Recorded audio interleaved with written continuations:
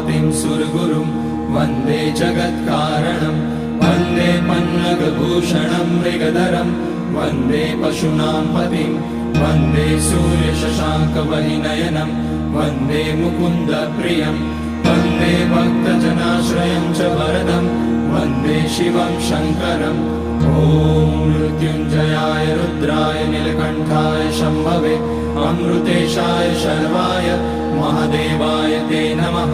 नमस्तेस्तु भगवन् विश्वेश्वराय महादेवाय त्र्यम्बकाय त्रिपुरान्तकाय त्रिकाग्निकालाय कालाग्निरुद्राय नीलकण्ठाय मृत्युञ्जयाय सर्वेश्वराय सदाशिवाय श्रीमान् महादेवाय नमः। ॐ नमः शम्भवाय च मयोभवाय च नमः शङ्कराय च मयस्कराय च नमः शिवाय।